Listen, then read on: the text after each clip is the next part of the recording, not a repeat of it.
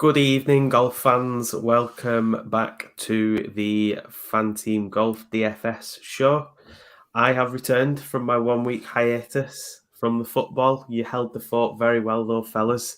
Great show last week.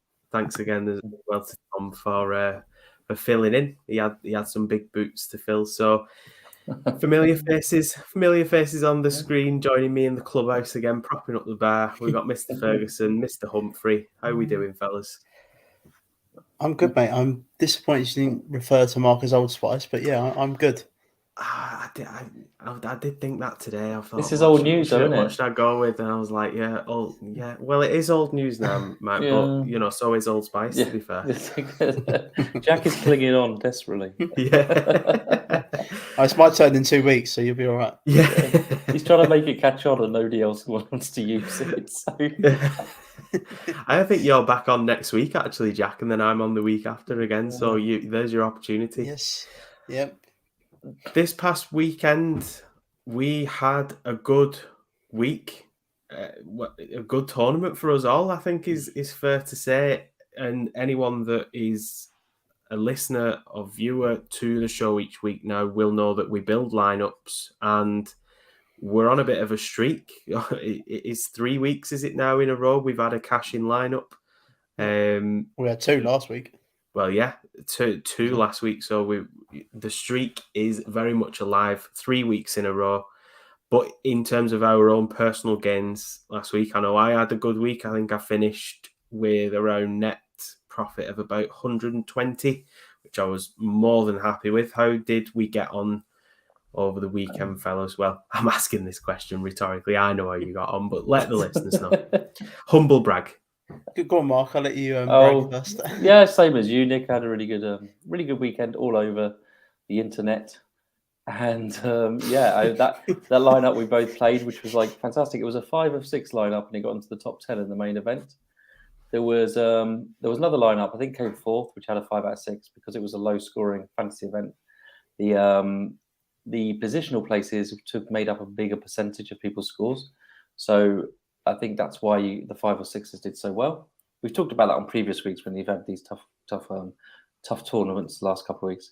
So yeah, really pleased with that. What was weird, well, I don't know if you remember this, Nick, but after I think round 2, and this is the thing, we've all discovered this. People who don't play golf or haven't played golf DFS before struggle sometimes with the patience element of it. So after round 2, we were like 118. Oh, with we that were lineup. well off. Yeah, it was like 118th, well I think it was. And then we jumped up to 16th after round 3. So over 100 spaces in one round with a 5 out of 6 lineup. And then obviously we ended up at 10th. So I think it was a good lesson for people to learn there. Just to be honest with you, if you can do it, just don't look until Sunday. If you can do it, just don't look, because you won't get your hopes up or anything and then get them dashed. But yeah, it was a good lineup, wasn't it, Nick? We're enjoying that sweat together. Well, oh yeah, fantastic lineup. Well, up to a point till I went to bed. Yeah, enjoying it together. What was funny about it was I had built that lineup myself, watched the show the day after, and I was like, oh, that's exactly the same lineup. I don't need to enter that again. I don't really want to change it, so I'll stick with it.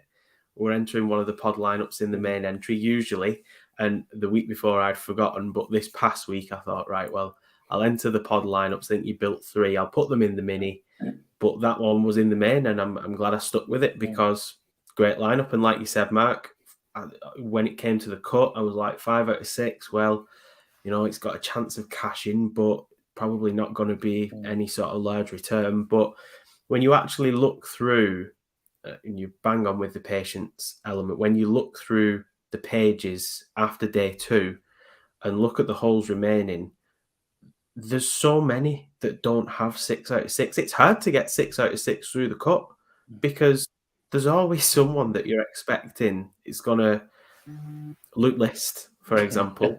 You're expecting a good tournament from, and you just don't get it. And the underlying stats can be there, the strokes gain can be there. It just doesn't fall into place. It is hard getting 6 out of 6 through. If you get 6 out of 6 through, you are probably going to have a good week, but you won't necessarily have a bad week if you get 5 through, as we saw, Mark. Jack, your contest, how did that go? Yeah, I had a the successful week as well. I come third in the mini with one of my little sets of trains. Yeah, how many times did you come? How many times did you come third, Jack? 3 times to be precise. So yeah, I come third there. Sorry to interrupt you, Jack, but I just wanted to put on record how much I hate you. Just like I probably cleared about just over £150 of profit last week. So a nice week had. I had a top 20 in the main event as well. I didn't enter the pod teams into the main big contest. I only enter them into the mini one as well, but they still cashed in the mini one, so I was still laughing. Like, if you put any of them lineups we built last week, you had a good week. So we're on a bit of a heater at the minute, like you two have both said, and long may it continue.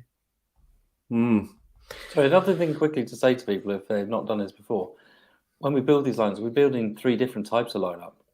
And there's a reason for that, because we're trying to cover a few different angles. So, if you want to just enter the one, but just bear in mind you're going to have more of a chance if you enter all 3 of the lineups we build, because they're different constructions, aren't they? Definitely. Yeah, we tend to build a balance, a bit of a stars and scrubs, and then a really. I think the one last week was like we usually try and fit. Yeah, we had the top 2 in it, didn't we? A couple of the top, like 2 of the top 4 or 5 normally, and that's usually a lineup where we go, ooh, we're not happy with that. Most weeks, I feel like the balance lineup that we put together that feels like the one that's returning. But interesting to look back actually to see which lineups have cashed out of the ones that we've built, whether we're having more success with the balance or whether the stars and scrubs / top heavy lineups are the ones that are coming through for us. Could be something to look at. Mark will have to build a spreadsheet for that. Yeah, absolutely. Yeah, loves How his did Excel. I know? How did I know? It's going to end up on me. a little tracker spreadsheet. That'd be quite nice to see how we do for the rest of the year. You know what? I might just look back on the streams of the last 3 weeks and see which ones did cash, and I might just train enter that one. Ignore the other 2. Just train enter the if it's the balance lineup, the balance lineup's going in. I'm getting my own pod if you two are going to both do trains. I'm going to get my own one. I'll find somebody on the internet.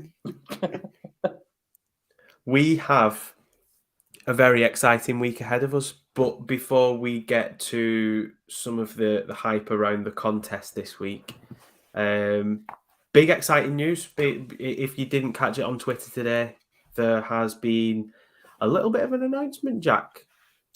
There has, so I'm going to bring it up on screen now. If you've ever watched one of our shows before, this is what I use, this is what Mark uses, and this is what Nick uses for stats and everything else geeky like that. So FanTeam have got a special sign-up promo for Fantasy National Golf Club, which if you go to fantasynational.com/FanTeam, you will get 20% off any of their packages that they do. So they do a weekly one, which is about $10. They do a monthly one, which is like $30, and then you got your yearly one as well. So you get 20% off that if you go to fantasynational.com/FanTeam, and it is just really a great tool. Like I say, we all use it, so you get your strokes gained here. You can go down. So if you wanted to look who gets the most strokes gained on approach over the last 50 rounds, you could do that by just clicking the top there, and then it'll put all the players in order for you. You can change that to 24 rounds, which is, I think that's generally what the 3 of us use, isn't it? The last 24 rounds. Yeah. So you can change that to that if you'd like. There's just there's so much you can do. You can change the green surface, bent, Bermuda, POA. There's even Corn Ferry Tour stats on here as well, so you can get all that. Again, strokes gains putting. If you want that week, you can do that. There's literally so much you can do on there. You can go on the players' names. You can check how their putting is on Bermuda grass, POA grass. It is literally a nerd stream for stats, and I've spent hours on this thing. And the best thing is, FanTeam is now fully integrated with it, so you can get the FanTeam pricing. You just go to the top here, change it to FanTeam pricing, and we get it all here. This would be all the FanTeam pricing. If you want to create lineups within your player pool, you've got the lineup generator here. Build your player pool around that. Create lineups, multi-lineups, do whatever you like. Honestly, you could spend hours on this. It is a great piece of kit, basically, to have. So that is at fantasynational.com/FanTeam. Just head on over there and you'll get 20% off any of their packages. Well worth it. Yeah, I completely echo what you've just said there, Jack. And we've all had wins this year. This is what we're using, and you only really need, one or two wins throughout the season, and you've actually paid for what this would cost you over the season. Anything you're making on top of that then is your profit, and it's such a useful tool. Don't go into this if you're playing for fun. By all means, play within your means. But if you're going into it and you're looking at the stats and why certain golfers are better, like you said, Jack, on certain greens, certain courses, different lengths, this is the tool that you want to be looking at. And it's fantastic, that to get that 20% off. Great offer. So absolutely go and make use of it. The very, very exciting season-long contest is upon us. I'm sure anyone who's checked their emails today, they've had the newsletter, which does talk about the season long. It's days away, fellas. We've got only days to finalize our lineups.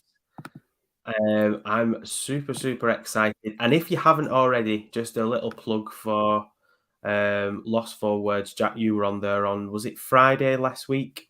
I was, and you talk season long on there. It's a 35-minute listen. Go and get yourself on Lost Forwards. I listened to it myself the other day whilst I was walking the dog. But well worth it if you're trying to absorb as much content as possible before the season long kicks off. Get yourself over there, especially people that are new to FanTeam as well. But yeah, we've got the season long kicking off at the Players' Championship this Thursday. I think it's only right that we build a lineup between ourselves, fellas, and just do our last little overview. And I think week on week, we will be talking about our season-long lineup. We'll enter this lineup. Feel free to copy us. But we will enter this lineup and we'll talk about it week on week and what changes we're making. And hopefully that'll give a little bit of a tactical insight as to how we've built our lineup and what kind of changes we're making and why at certain courses. But yeah, how are we both feeling about the season long? Yeah, I'm really looking forward to it. I did an article this week. It's up on the FanTeam blog. If you head over there, you'll see it. It's just a strategy article. So I've listed 9 different sort of strategies that I'll be using when approaching this. They can be anything, they could be golf rankings. You've got your Corn Ferry graduates that come over, guys that we've mentioned this before, guys that are fighting to stay on tour, like Ricky Fowler is a good example of that. I think using the strokes gained from tee to green is a good metric to use throughout sort of every course anyway. Eagle and birdie leaders, saving your transfers, that's a tactic that I'll be using to try and basically build up another wild card. Stars and scrubs lineups. I know, Mark, me and you have spoke about this, that this is a genuine tactic that you can use on this. You could go the balanced approach if you like. That's not bad. I'm not going to kill anyone for using that approach if they wanted to, and planning ahead, which I've had a couple of people ask this week. That is easier said than done, because you can find out what golfers are playing certain events, but we'll have them listed as playing, but sometimes they're not actually committed to the event either. So it's very hard data to find. What I've been doing is going back over the last 5 years of the fields at them events, and then kind of just seeing what golfers play that course a lot. So your Charlie Hoffmans and your Jordan Spieths are 2 very good examples for when we get to like the Valero Texas Open, which is the week before the Masters. So just, you can do that and go back and doing that. And that's kind of what I'm going to be doing, because finding the data for anything like that is very, very hard. Yeah, I think this is going to be really interesting to see.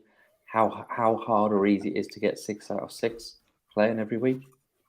I really do. I mean, we don't know now. We're just guessing, and we're trying to. I mean, I've played with so many different roster constructions here, and everyone seems to have pros and cons. And I'm really struggling to work out which way I'm going, for my final set of lineups. But it's certainly going to be interesting, isn't it? Because there's nothing else out there like this. So we are really, we should need to disclaim everything we're saying almost, because we don't really know what's going to happen in terms of how it's going to work out. Yeah, and it's a little bit like when we covered the NFL season long. We said all throughout that, Mark, didn't we? This is new to us as well. Yes, we have knowledge about the sport. Yeah, we talk about it every week on this show. We have a vested interest in it. We know our golf. We've got all the stats there in the background to help us make our decisions. But this is still new to us as well. So bear that in mind. If we do this, we build a pod team.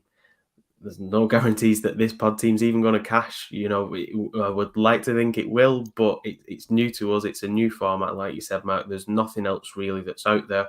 I think the closest out there is, I think the PGA site actually do its own official fantasy, but even that in itself is nothing really like this, because you can only pick a golfer 3 times through the season, whereas you could end up owning a golfer throughout the whole thing in this. It could be someone that starts in your lineup, could finish in your lineup in August. So, yeah, really looking forward to it. If you're looking on the screen now, not necessarily listening back to the audio version of this, but on the screen we do have the season-long contest up. We've got the lineup builder. There's 2 names that people will see in there straight away, and these are 2 names that we've agreed amongst ourselves offline that we feel that at their price, their absolute must-includes. We have to have them in there, and that is Cameron Young and Chris Kirk. Both really good prices at 8.2 and 8.3. Both are playing really good golf at the moment. And both will play a lot of golf going forward as well. So we're both happy. We're all 3 of us are happy with them. The other 2 slots on the bench, we can't seem to agree on. So we're going to have to determine that on the show and debate amongst ourselves. Because the aim was to get 4 on the bench, get the bench out of the way, and then we can each have 2 picks as a bit of a round robin in the starting lineup. So we need to agree on this bench, fellas. We need to get 2 golfers in on this bench so we can actually start on the main 6. So I think what strategy are we going to deploy with this lineup? Are we going to go throw away 2 picks? Are we going to go really, balanced pick 3 and a throwaway pick 4? Are we going to go 4 balanced picks? What are we thinking? I think we could go with 2 throwaway picks down here, especially with those 2 that we've got there. Maybe try and get 2 guys that are probably going to play the Punta Cana Championship in 3 weeks' time, which is the event. It's just as an event. I mean, it's going to be like worse than the Honda for the field wise. Remember that from a couple of weeks ago. So that's, you can have that sort of field, but probably worse. So yeah, I think we do 2 throwaway picks down the bottom there. Yeah, that's fine. Fine with me. Yeah, I'm happy with that. So if we're throwing in a couple of throwaways, is there any names jumping out at anyone? I actually like Brian Gay at 7.3 million. He is in. He is in at that price. He's playing the Players' Championship as well this week. So, I mean, we're not going to use him with the team we're going to build now, but, the option would be there if we wanted to. Yeah. I suppose with the last pick, it's someone that... I don't mind Adam Svenson as the last pick there. I know you mentioned him earlier, Nick, and I sort of turned my nose up at it, but that's me using my recency bias. He burned me last week, and we shouldn't use that within our DFS process. Yeah. I think, though, not a headline pick by any stretch. I think it's not a bad pick. He's played 7 tournaments so far, made the cut in 4, and he's actually not had some bad finishes. 9th at the Honda, 7th at the Sony, 49th at the Amex. At this price, it's just important he's playing tournaments, because let's be honest, you're only going to play them unless you have to.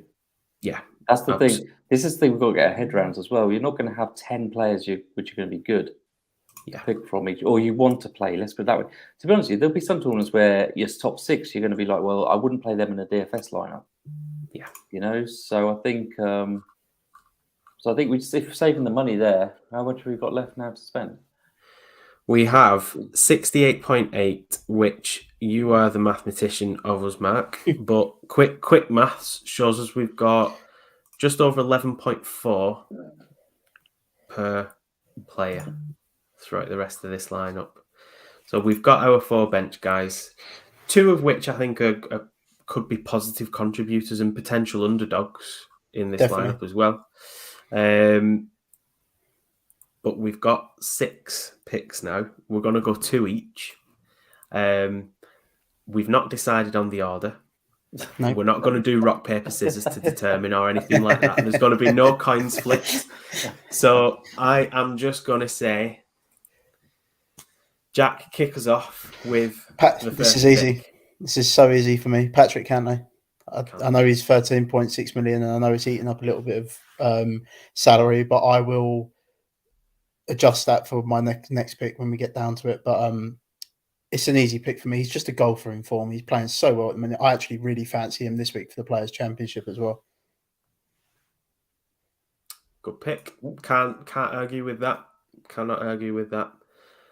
Mark, take us away with pick I was 2. going to go Morikawa, but I don't know if we can afford him. So I'll go with Will Zalatoris. Oh. Is that who you were going to pick, Nick? That is who he was going to be my pick. I am going to go with... I'm going to go with Joaquin Niemann at 11.1, which at 32.6 gives us just under 11 per person. So we've got 10.8 basically per person, which will give us a little bit of change. I'm going to save you some money here. And then, Mark, maybe you might be able to get Morikawa in. I don't know. I'm going to just go with the safe pick, as I say, is Adam Scott. That's 9.7 million. Adam Scott. Well, how much is Morikawa? 13, isn't he? So Morikawa is 13, which would give us 9.9. Mark, if you like Morikawa, I will make it work. Well, I mean, if you don't, we can always go down to like Scheffler. If you want more money, I do like Scheffler as well. Yeah. To be fair, I mean, Morikawa or Scheffler, because you know this is putting us on page 3, high up on page 3 as well. Which, I don't hate the names on here. I personally prefer Morikawa for this. Just there's the law of averages side of my brain that says that Scheffler's gonna not keep winning at some point. Okay.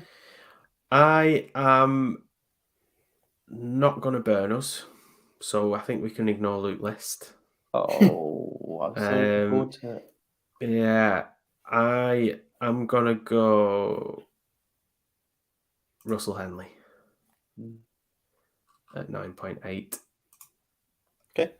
5 out of 5 cuts, some good finishes. Yeah, I'm happy with that. So that actually leaves us with 100k with Adam Scott as an underdog, which is phenomenal, really. As an underdog, it's a nice. We say it every week. It's a safe pick. I think we do a bit of a disservice to Adam Scott because he is better than a safe pick, as he has shown in the tournaments he's played this year so far. But yeah, I actually really like that lineup: Patrick Cantlay, Will Zalatoris, Niemann, Scott, Morikawa, Henley.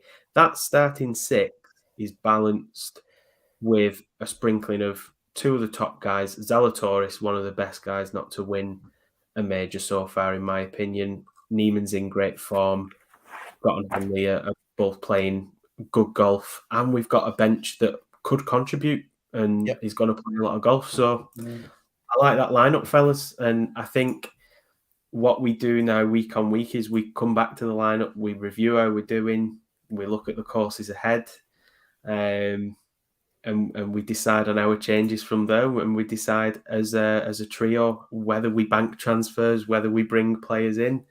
whether we move players on. So yeah, I'm happy with that. Who would you captain in that lineup? Sorry, Henley or Morikawa?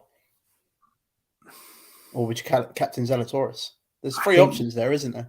Yeah, I think this week I'd probably go Cantley this week. Mark? Yeah, no, that's fine. That's fine. Sorry, I was trying to work out if I do something slightly different. To be honest with you, I don't know for this week. Do you really want to keep Young and Kirk both on the bench?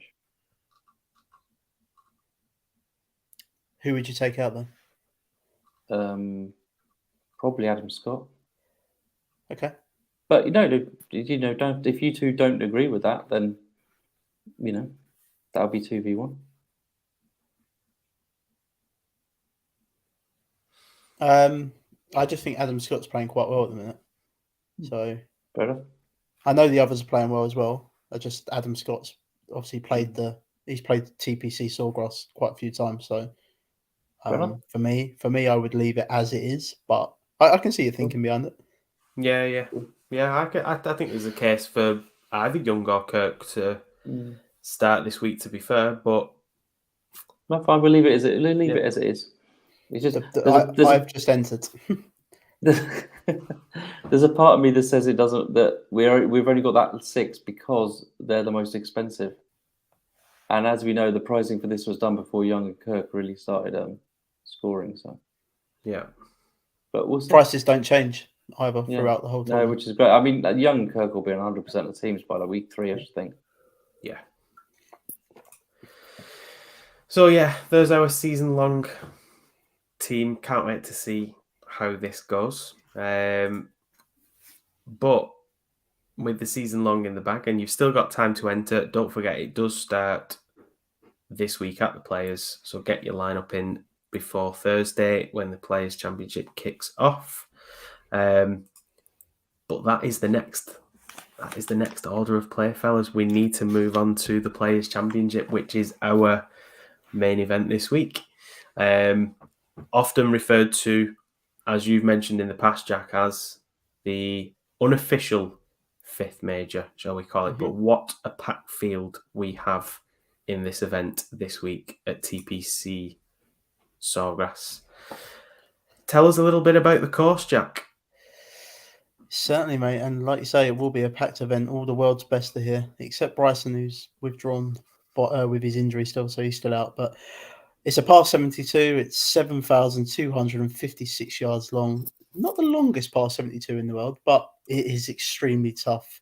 So we've got the Bermuda grass greens here, but they are overseeded with POA. We had that a few weeks ago. So that'd be interesting to see how the guys get on there. The greens also have a drying system, just to mention this before we move on a bit further. So if the organisers of the event choose to, they could dry the greens out. We are expected to get a lot of rain. I will get into the weather in a minute, but there is the option there for the organisers to dry these greens out if they choose to do so. It's a Pete Dye design golf course. It has 88 bunkers on it and 17 water hazards. The water hazards are in play on 17 holes on this golf course this week. It is very tough, and of course, the famous par 3, 137-yard island green.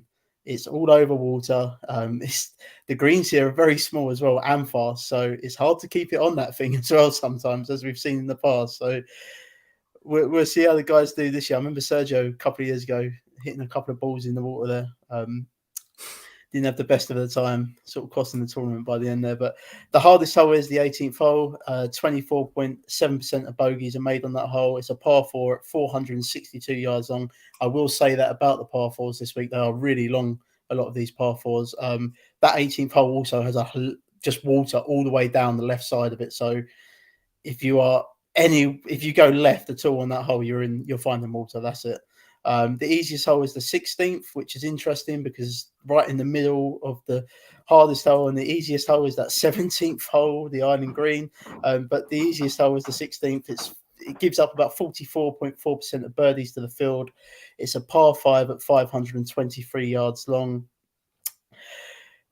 TPC recorded the second most eagles on tour in 2019 as well. So that's just something to bear in mind this week. And the weather report for me this week, it's expected to be windy with wind coming from 4 different directions on all 4 days. So these golfers can have a big challenge this week, and we've got scattered storms everywhere this week. So if they dry the greens out, then it's not going to play very soft once they get down there. But if they don't, then it's going to play soft, and I would say probably play easier if it plays soft. Yeah, I looked at an overhead of this course earlier, and obviously I've seen golf played at TPC for years and years, and like you said, Jack, that hole, the 17th with the island green, is just, it's the most picturesque of holes. I think it was actually designed by Pete Dye's wife, I think, designed that. But it's, I mean, the actual island bit in itself above looks a little bit like a love heart. But that is, I mean, I'd love to play TPC Sawgrass, and I'd hate playing it at the same time because the amount of balls I would lose there. That Pro V1 ball that you pointed out that I found the other week, I would not be taking that to TPC Sawgrass because I would be in some pure water. And then bunkers, like you said, they're everywhere, every hole. Even on the island green. Yeah, a bunker on the island green. There is. As if it wasn't hard enough that you've got an island in the middle of this big pond of water. They stick a bunker just before the bit where your ball's likely to land. So yeah, fantastic course. So I was going to say, I'd urge anyone to go back and watch Tiger Woods' putt on that 17th green from a few years back now. It's mesmerising. I saw it this morning on Sky Sports. It's just absolutely mesmerising putt that he makes off the back of that green. It's the one that rolls forever and ever and ever, and looks like it's going to stop, and then it drops. Yeah, pretty much. And the crowd just goes nuts. So looks like it isn't going to go in for a second, and then just drops in. Speaking of putts, did we see John Rahm's putting efforts this past week? I was I did better at the old crazy golf than he did. I didn't miss a single putt under like 3 foot or something like that. But he was so maybe I should give him some lessons. I'll get him down to old junkyard golf and like show him.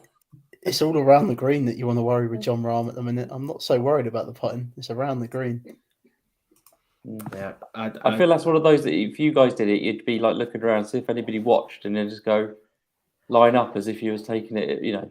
You hadn't taken it. It's like how dare you? I'm a very honest person, Mark. I'm glad one of us is.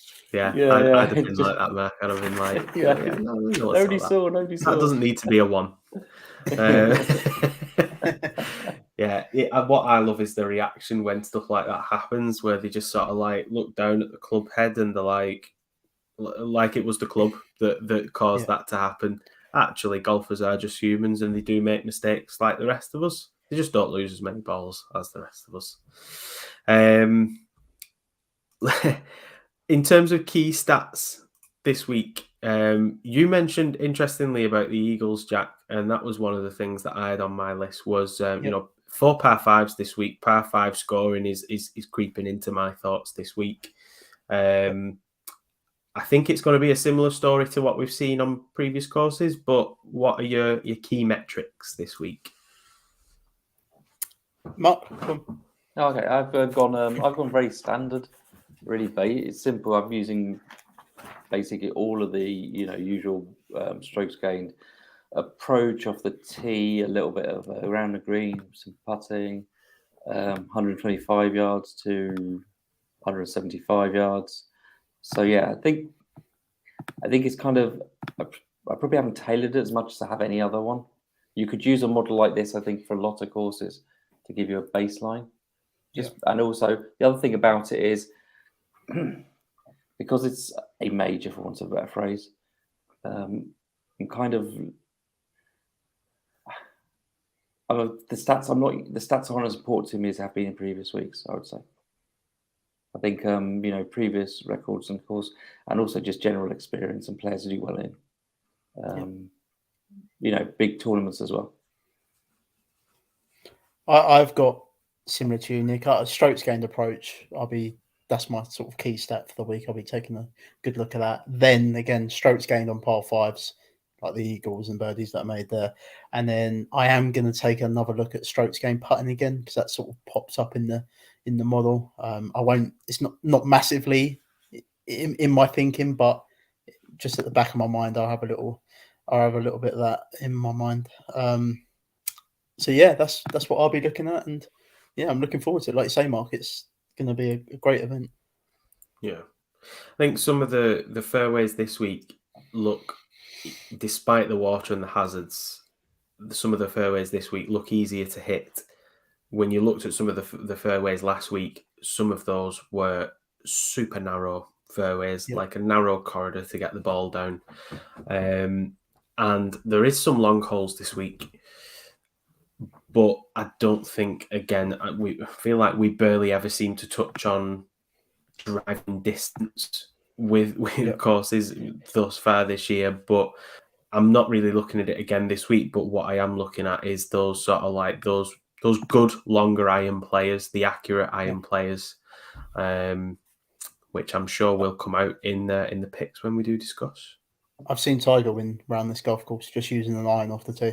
He never pulled out a driver. So Bryson tried the same model last year. He narrowly just sort of fell away at the end, lost. But it's certainly something you can do. But if it does play softer, then I suppose that approach goes out of the window a little bit, because then the driver is going to have to come out, because you're going to have to get down further. It's the par fours, the par four scoring here. You have to do well here with that. Yeah. Absolutely.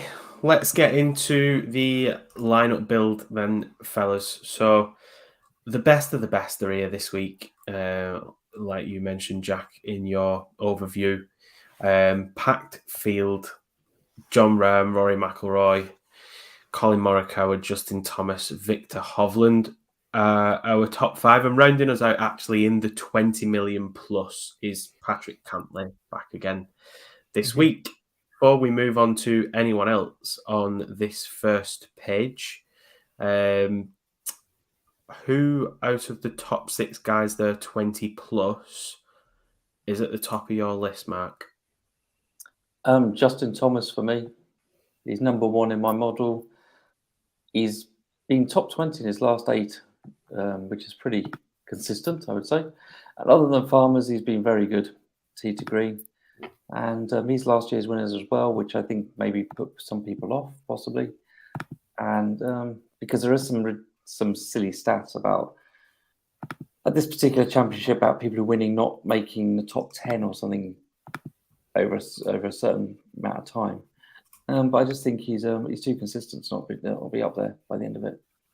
And he plays well in bad conditions, doesn't he, as well? So yeah, he's got great course history here. Like you say, Mark, he won it last year, tied 35th the year before, tied 11th the year before that. He's always made the cut. He was tied 3rd back in 2016 there as well. So he's got great course history here. Yeah. Jack?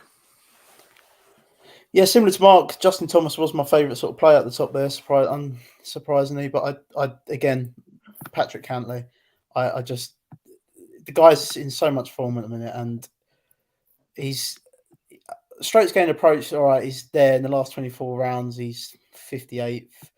I'm just going to change that to the last 12 rounds, see what it brings up. But he's 58th there. He's just a golfer playing really well at the minute. I don't really. What's his course form? The only problem is if you look at the course history here, there's 2 missed cuts back to back. But I think he gets that right this week. Yeah, he's he's finished in the top 10 in 4 out of the 5 events he's played this year. Yep. You can't really argue with that. All the stats and analysis in the world, but you can't really argue with that sort of level of consistency.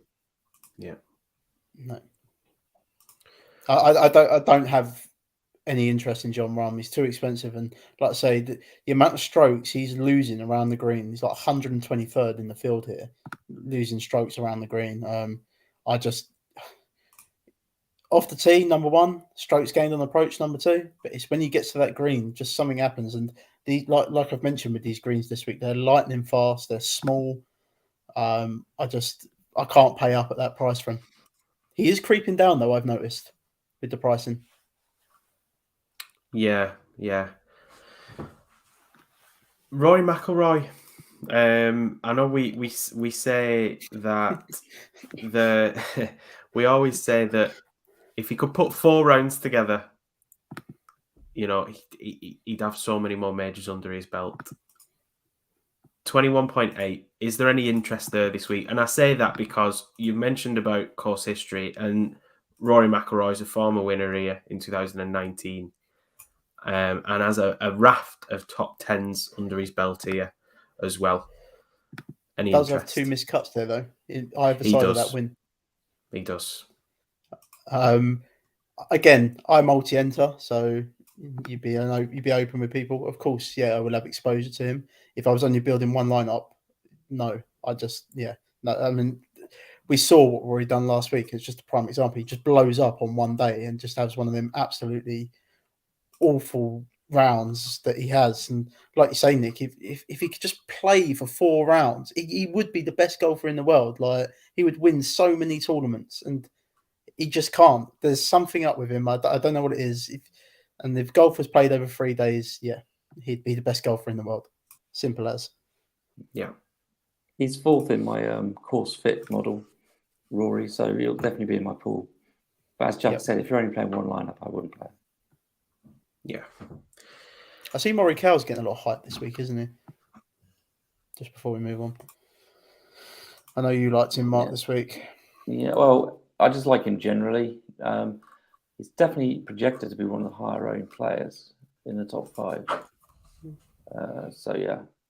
Comes second at the Genesis, doesn't he, as well? So and he's 5th in weighted tee to green the last 20 rounds as well. So there's lots of reasons to like him. But this is one of those tournaments where you've had top golfers struggle historically and stuff, and so chalky golfers, the golfers which are really highly owned, might not make sense if you're playing sort of a game theory sort of style of play, which I tend to like. Yeah, the rest of page 1, it's. I mean, I love this field this week. It's such a strong field, but DJ down to Tony Finau. I dare say I won't be including any Tony Finau in my lineups, but there's so many golfers in form down here. Xander Schauffele has been playing great golf. Matsuyama, a little bit hot and cold, but striking the ball well. We know his issues always with his putting.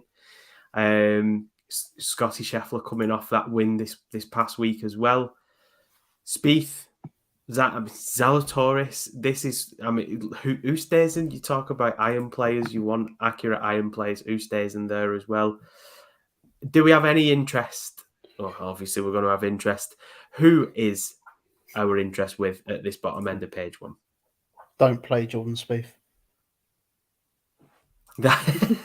I feel like you need a T-shirt every week that just has that saying on it, and just rock up to the show. Honestly, if you want to play Jordan Spieth, just bet him outright. Don't play him in fantasy.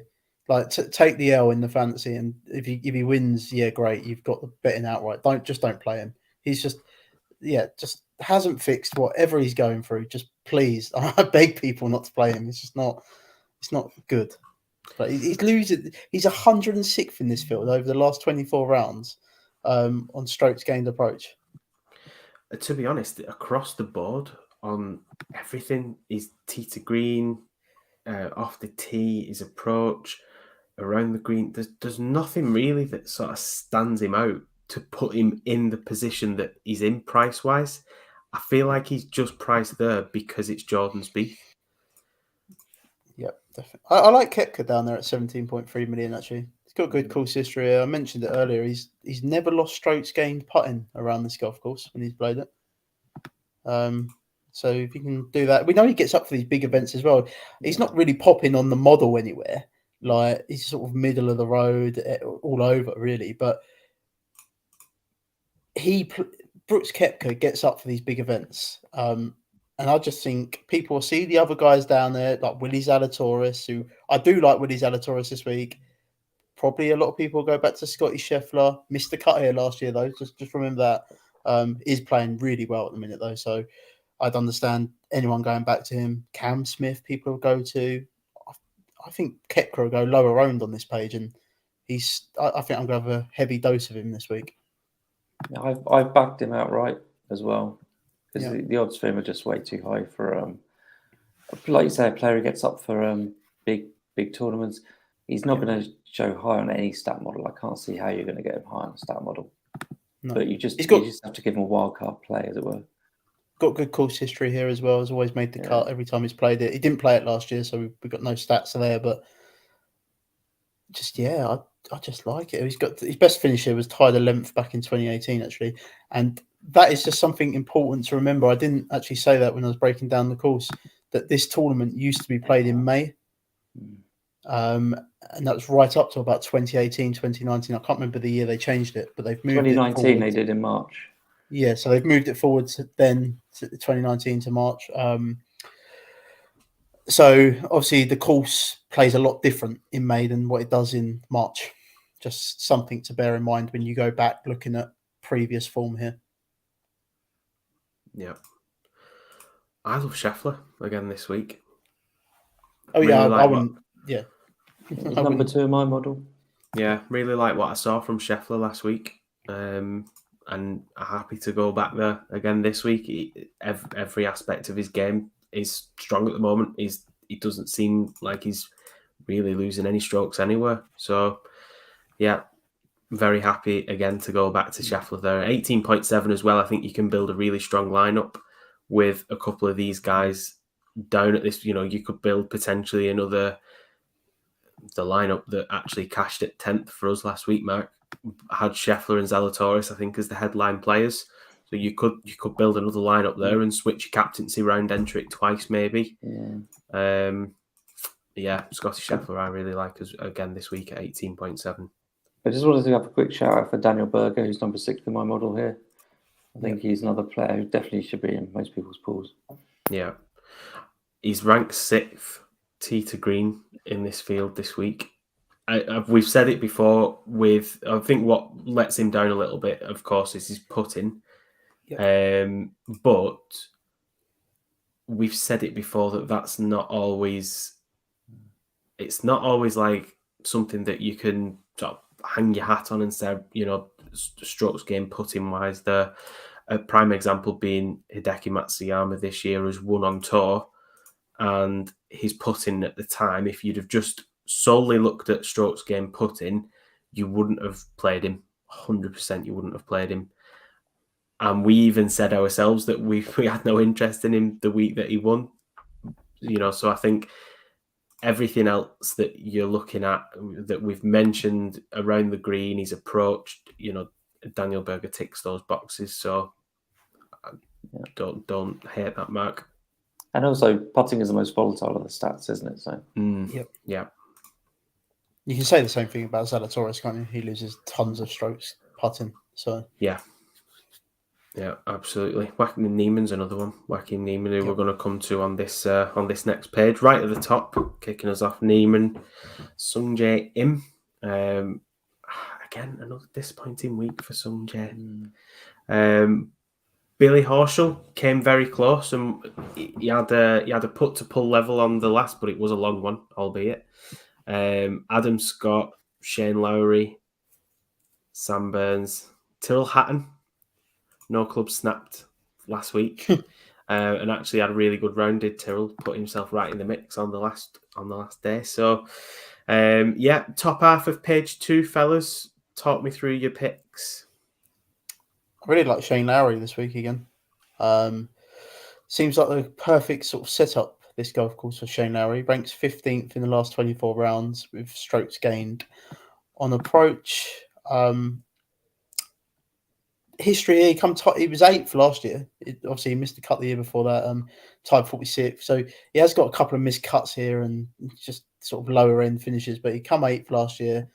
Maybe he's just getting used to the course. I just think it's a perfect setup for him this week, Shane Lowry. Especially if that wing gets up. He's a links golf course player. We mentioned it with like the South Africans a few weeks ago at the Honda. They these guys sort of play well in windy conditions, like your Justin Thomas, like Mark's mentioned. He comes second at the Honda in windy conditions. So if it gets like that, similar sort of weather conditions to that, I do like a heavy dose of Shane Lowry this week. For me, we're not going. Have we gone down as far as Fitzpatrick, or are we just about? We haven't, but kicking okay, off. Fine. I know Wacky Neiman is like number 7 in my model. He's third in the last 20 rounds with the weighted tee to green. He missed a cut last time he was out, but he won before that. So yeah, I wouldn't take much into that miscut either. No, to be honest. No. So I think he's probably my favourite in the top half of that page. Yeah. You mentioned Fitzpatrick there, Mark. So kick us off with Fitzpatrick. Well, he's got amazing form, hasn't he? He's like 9th, 10th, and 6th. He's third in my course fit model as well over the last 20 rounds, and he's just going to suit these conditions, isn't he? We all know that. Yep. He's a little bit like Shane Lowry picked to me as well. I think they're both. Fitzpatrick. I think they're both really good plays this week. Fitzpatrick and Shane Lowry. Is there anyone a little bit further down? Well, we'll go through them actually. Below Fitzpatrick, we've got answer Webb Simpson. There's not really much buzz this week at all for former winner Webb Simpson. And to be honest, I'm not really going there either. But some of the stats. He's 11th in the field around the green here. Can hit it far off the tees. He is one of the long hitters, isn't he? Any interest there? No, I'm going to find it very hard to trust Webb Simpson. We've not seen much of him. Obviously, dealing with some sort of injury as well. He had the injury, didn't he? Yeah. Yeah. I will find it very hard to go to him. He seems like one of them players that could probably play one round and then withdraw or something. Even multi-entry, I think I'm staying away. Yeah. I like Corey Connors down here. He's good and all. You know, again, like we've said about a lot of players here, putting's letting him down. If he just becomes an average putter, though, which could easily happen, he'd probably end up being up there. Yeah.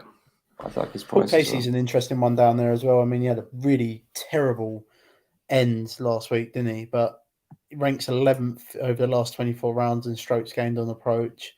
Again, seems like this course would set up perfectly for him. Course history, tied 5th here last year. He missed a cut the year before. Again, the course sort of sets up nicely for Paul Casey. I wouldn't mind going back there again, despite the poor end to his round last week. Max Homer is playing some good golf. I know he missed the cut here last year, but he's playing some good golf. And I think, correct me if I'm wrong, but I think he's quite high up on the field in either par 5 scoring or birdies or better at the moment. I'll say I've got that written down. I've got top 10 of everything. Might be par 5 scoring. Seen him highly ranked in something scoring based for this week. He's third in strokes gained on par 5s. Playing good golf. I mean, his last 3, 14th, 10th, 17th at the Arnold Palmer. Tough course. Did he have the hole-in-one? He did. He had the hole-in-one last week. Yeah. So Max Homer there at 15.2, though he doesn't pop on the model for me, but no, playing decent golf, and I think form. There's something to be said about form. Another former winner back in 2017 down here, Siwoo Kim. Siwoo Kim. Yeah. Have we any interest? He dive specialist and all that. Yes. I will be using him, but I do suspect that he will be highly owned. I did have a little soundbite which I've completely let myself down. I don't know what's happened to it, but we'll have to introduce that next week for Siwoo Kim. Did you see that T-shirt that guy had on earlier from the Laying Up podcast? I did. Well, when I actually saw that, I thought, do you know what? That is it was so ironic that you'd posted that because the little soundbite I had was the Ric Yes, it's Flair done woo. it. So I thought, do you know what? Whenever Siwoo Kim gets a mention on the pod, we're gonna have the Ric Flair woo going forward. And I'd save that as a little MP3 then, and I pressed play and nothing happened. So that was disappointing. But it is there. It's in the favourites, and it'll be making an appearance again next week. We'll move on then to page 3. And then I think we probably only need to go down another page maybe before we start building some of these lineups or talking about some of the bargain bins on page 5 onwards. Can I just butt in here? Yes. Nick, just tell us why you're playing Luke List and you're going back to that well again this week, please. I like pain, and I I like pain and I like heartbreak, and I especially like players that don't make the cut. So have you seen his course history here? I have miscut, tied 56th, miscut. Yeah, it's not a good course history. No, in terms of, why am I going back to Luke List? I think last week. I think he burned me because I inadvertently had too high exposure to Luke List. Way higher than I planned or intended. But my thing with Luke List is we know what lets him down. It's his putting. He's so erratic with his putting. It's like boiling kettle hot or like ice cube freezer cold, basically. And I'm willing to have exposure to him for that reason, because everything else in his game, like he's ranked second in the field tee to green, one of the best ball strikers at the moment in the field. Around the greens, he's great. His approach plays top 10. Everything else in the model is perfect. Like everything you'd want to see in terms of like, who am I going to play? And you're finding someone that's top 10 in most of those strokes game metrics on page 3. It feels like a bargain. It also feels like a trap because we've seen what happened. Last week, I thought he'd have a really strong tournament. Poor. He has won on tour this year, but he has put in some very disappointing performances since and had some missed cuts. So I'm willing to have a bit of exposure because I'm willing to sort of take the rough with the smooth. I think if you can get him through the cut, I don't think it's too bad. It's just getting him through the cut. I feel like I'm talking myself. Yeah, I don't know if I'm talking myself into it or talking myself out of it on the show live to everyone. You have certainly talked me out of it. So I'm going to move on to another play quickly. I like it's Taylor Gooch up there at 14.8 million. The Gooch, he comes 7th last week. Played some nice golf last week as well, and ranks 20th in the model and strokes gained approach for the last 24 rounds, which is the key stat that we'll be using this week. He's 14th around the green. He's green everywhere. Again, another one losing strokes putting. So if he can get hot or sort of average, like Mark says, with a putter, then he is someone that could potentially win here. And he did have a tied 5th here last year as well. I like Russell Henley there. I mean, he's all got good stats. The only reason he's number 5 in my model as well. The only thing I might change my mind about him is he's missed the cut the last 3 years. But stats-wise and everything, he lines up brilliantly, especially at the price. Yeah, another one playing really good golf this year. Cameron Young is another for me this week. I think his recent form plays into that a little bit. Not particularly strong around the green, but he is hitting the ball far, and his ball striking at the moment seems really good. Like I actually, he's probably one of my favourite players on the tour at the moment. He feels like a bit of an underdog player, Cameron Young. And I love the fact that I'm assuming he used to be a baseball player. Why else has he got the patch on his arm? But I love that, because he probably just, every time he steps up to the ball, he's probably just looking to rip the head off it. So yeah, Cameron Young this week at 14.7. I like that. We've been talking about him every week, I think, on this show. Like I remember. Yeah, I think. We definitely brought him up last week. Again. Yeah, he's been playing really good and great off the tee. Yeah, I'm happy to go back there again this week. Yep. And he's cheaper than Luke List, so he's a nice little alternative for the 75+% of lineups that I won't have Luke List in. I'm going to have very small exposure to him this week, very, very small. It's going to be maybe 10-15% at most. I'm not making that mistake again. But can I not talk you around, Jack, before we move on?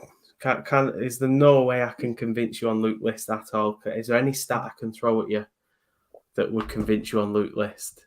No, I don't care that he's gaining strokes on approach and off the tee and around the green. It's what he does when he gets on that green. And yeah, no, I'm not going back to that. And the course history is terrible. So no, even with my multi entries, I don't think I think I would have 0% Luke List this week. Matt, you had some Luke List last week. Are you having any Luke List this week? No. Well done, no, Mark. not. He's just. Well done. He's actually not as bad as Jack's making out. I don't think he's like 28th in my model, but I think there's safer options above that.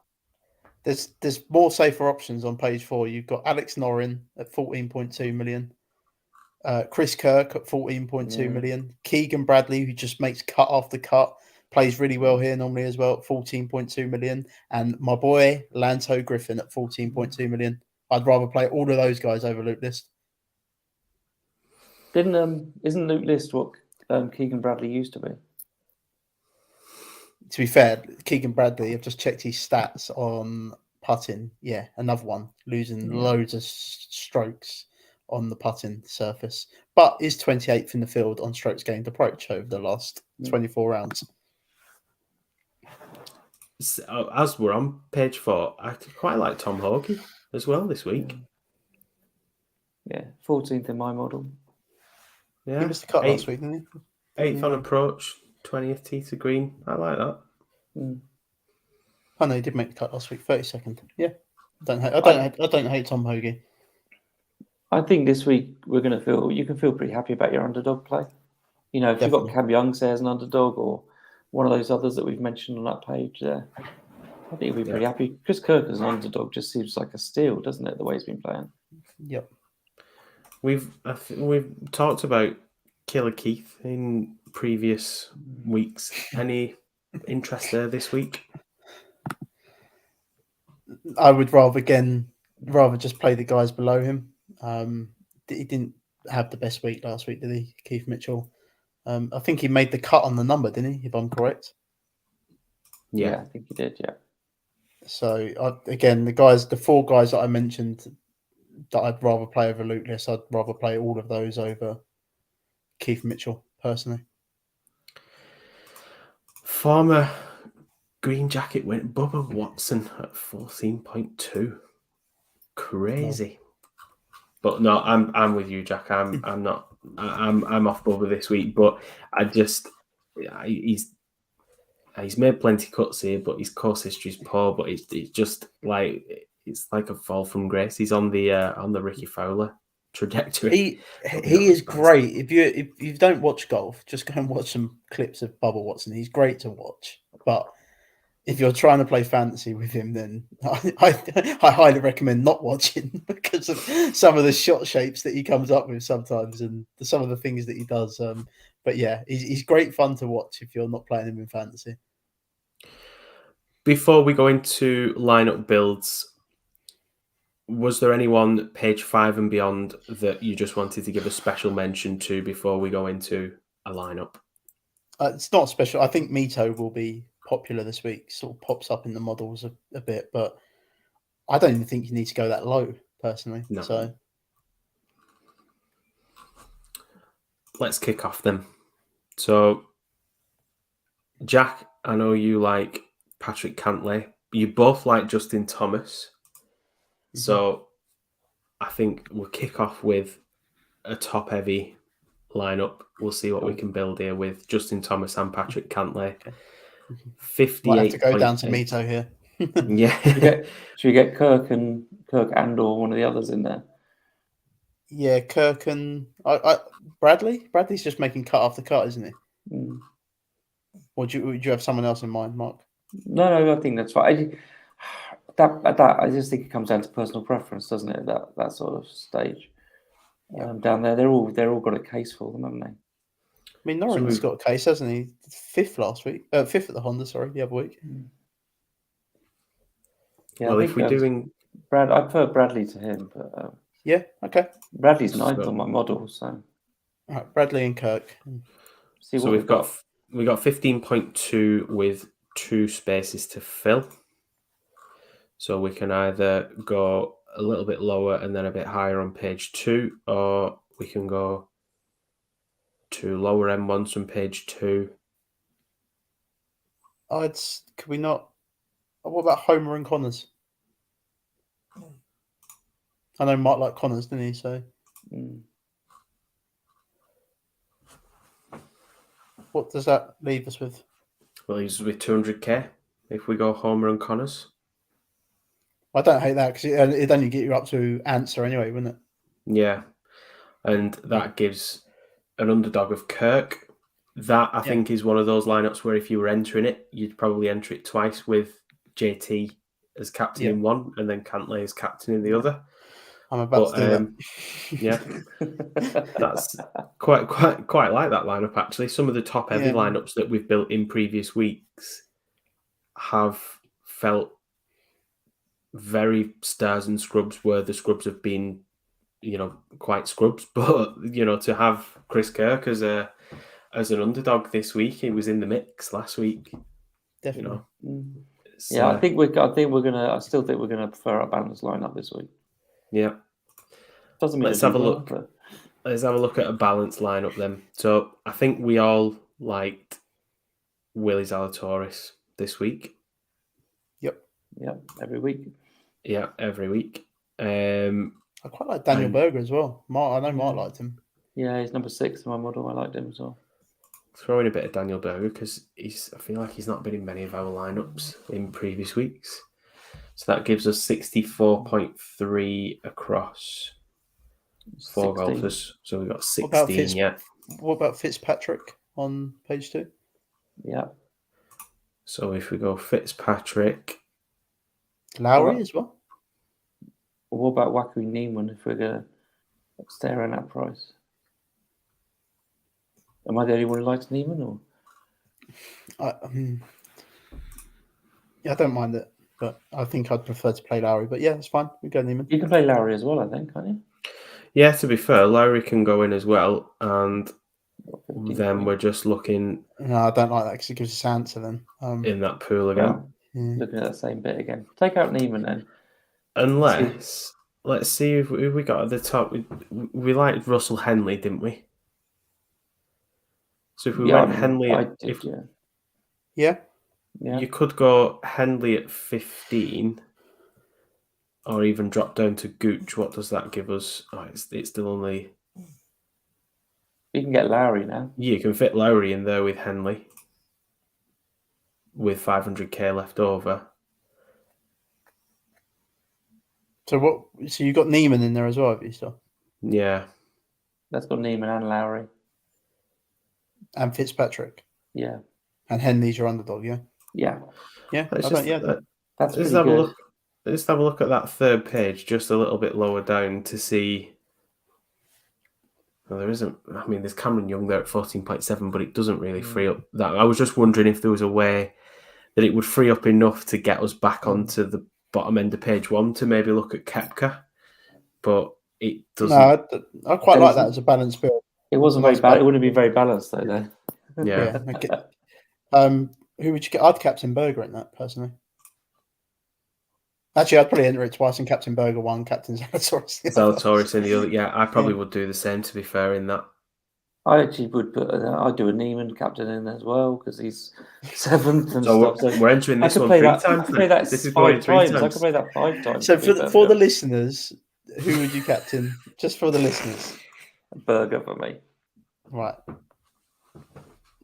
I'm going to enter it 3 times, so I'm captain all 3. There's a case to captain Fitzpatrick and Lowry as well, though, to be honest. Oh, God. There's another £4, Jack. No, I'm not doing that. I know in previous weeks we've built 3 lineups, but I don't think we necessarily need to this week because we've got a good. I think we've only built 3 because we've ended up with a really poor Stars and Scrubs lineup and then a slightly better Stars and Scrubs lineup. This week, I'm actually quite happy with the Stars and Scrubs lineup and the balanced lineup that we've put together. So, yeah, quite happy with that. Yeah, really like that. I really like the balanced lineup. Agreed. I like both. It's got to be a good lineup if you don't know who to captain. Just for the listeners, if you was entering them lineups, then maybe just captain, put the armband on a few different players. Yeah, I agree. I think that rounds us off nicely, fellas. In terms of parting comments, just one last time for the listeners, Jack, just on the Fantasy National. If anyone has joined the stream a little bit later on, if you just want to let the listeners know about the fantastic offering that we've got there on that. Yeah, so just head over to fantasynational.com/FanTeam and you will get 20% off any of those memberships that they do over there. And it's what all 3 of us use on this podcast. So you can't go wrong, really. We're on a heater. We're on a 3-week heater at the minute. So we're using their stats and everything like that. So yeah, head over there, fantasynational.com/FanTeam and get 20% off. Awesome. We will be back with you again next week to talk season long and to cover next week's contest as well. Where is it that we're heading next week? The Valspar Open. There we go. You can find Jack on Twitter at JackHumphreyKM. You can find Mark at _SMRF and you can find myself at Nick of Wigan. Any questions, drop us a DM or tweet us. And we'll be back with you again next week. Drivers for sure, but long irons are for the door this week, fellas. And we'll see you next week.